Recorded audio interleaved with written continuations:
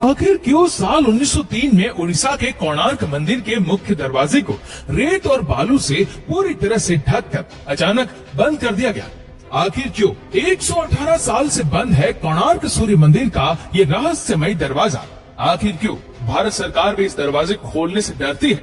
ये एक ऐसा मंदिर है जो सैकड़ों सालों से रेत में दफन था, और क्यों इस मंदिर के ऊपर 52 टन का चुंबक लगाया गया? आखिर क्यों इस मंदिर को बनाते वक्त अधूरा छोड़ दिया गया? क्या यह मंदिर शापित है? आखिर इस मंदिर को बनाने वाले कारीगरों ने आत्महत्या क्यों कर ली?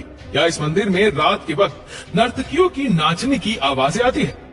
ऐसे कई रहस्य हैं इस मंदिर के बारे में, जिसे अगर आप सुनेंगे तो आपके होश उड़ जाएंगे। दोस्तों, आज हम बात करेंगे कोणार्क सूर्य मंदिर के उन रहस्यों के बारे में जिसे भारत सरकार भी सबसे छिपाती है। तो चलिए इस वीडियो को शुरू करते हैं। कोणार्क सूर्य मंदिर, ये मंदिर भगवान सूर्य को समर्पित है। इस मंदिर की भव्यता के कारण ही ये देश की सबसे बड़े 10 मंदिरों में गिना जाता है। कोणार्क का सूर्य मंदिर उड़ीसा राज्य की पूरी शहर से लगभग नीले जल से लबरेज चंद्रभागा नदी के तट पर स्थित है। इस मंदिर को पूरी तरीके से सूर्य भगवान को समर्पित किया गया है। इस मंदिर की रचना इस प्रकार की गई है जैसे एक रथ में 12 विशाल पहिए लगाए गए हो और इस रथ को 7 ताकतवर बड़े घोड़े खींच रहे हो, और इस रथ पर सूर्य देव को विराजमान दिखाया गया है। यहाँ मंदिर से आप सीधे सूर्य भगवान के दर्शन कर सकते हैं।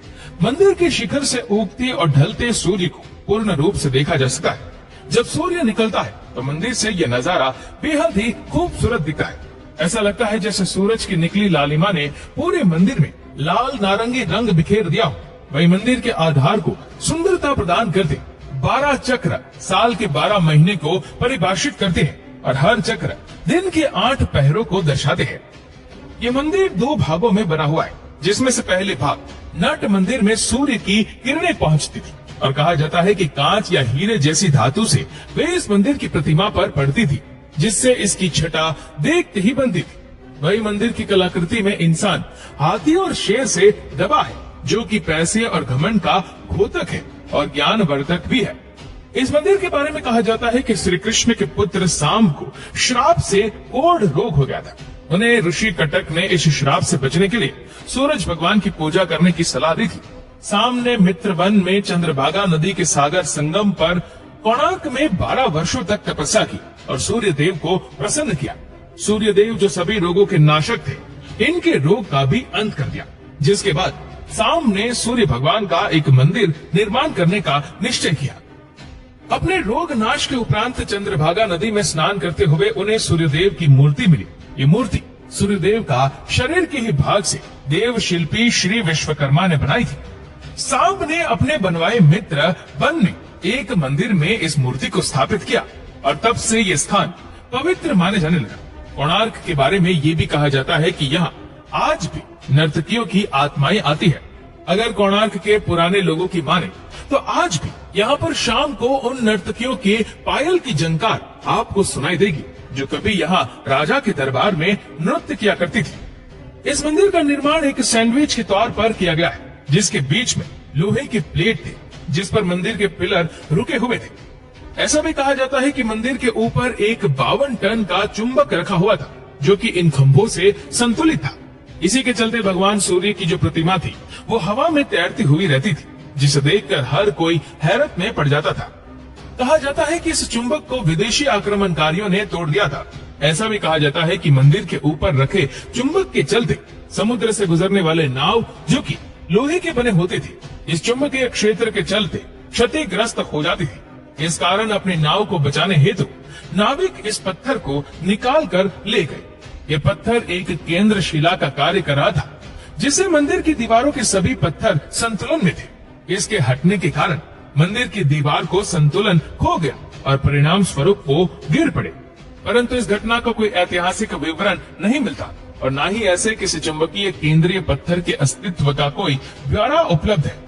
सन 1568 में उड़ीसा में मुस्लिमों का आतंक नियंत्रण में हो चुका था, परंतु इसके बाद भी हिंदू मंदिरों को तोड़ने के निरंतर प्रयास होते रहते थे। इस समय पुरी के जगन्नाथ मंदिर के पंडों ने भगवान जगन्नाथ की मूर्ति को श्री मंदिर से हटाकर किसी गुप्त स्थान पर छुपा दिया था। इसी प्रकार कोणार्क के सूर्य मंदिर के पंडों ने प्रधान देवता की मूर्ति को हटाकर वर्षों तक रेत में दबाकर छिपाए रखा। बाद में ये मूर्ति पूरी भेज दी गई और वहां जगन्नाथ मंदिर के प्रांगण में स्थित केंद्र के मंदिर में रख दी गई। कई लोगों का ये मानना है कि यहाँ की पूजा मूर्तियां अभी भी खोजी जानी बाकी है, लेकिन कई लोगों का ये भी कहना है कि सूर्य देव की मूर्ति जो न्यू दिल्ली के राष्ट्रीय संग्रहालय में रखी है वही कोणार्क की प्रधान पूज्य मूर्ति है। फिर भी कोणार्क मंदिर में सूर्य वंदना मंदिर से मूर्ति हटाने के बाद से बंद हो गई। इस कारण कोणार्क में तीर्थ यात्रियों का आना जाना बंद हो गया। कोणार्क सूर्य वंदना के समान ही वाणिज्य गतिविधियों का एक कीर्तिमान नगर था, परंतु इन गतिविधियों के बंद हो जाने के कारण ये एकदम से वीरान हो गया और कई सालों तक रेत और जंगलों से ढका रहा। फिर बाद में इस मंदिर को खोजा गया, लेकिन इसके कई हिस्से बहुत ही बुरी हालत में पाए गए।